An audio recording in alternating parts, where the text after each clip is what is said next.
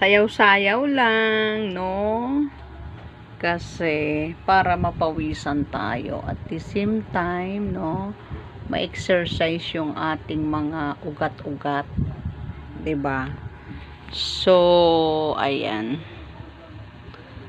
Please panoorin nyo naman ang aking mga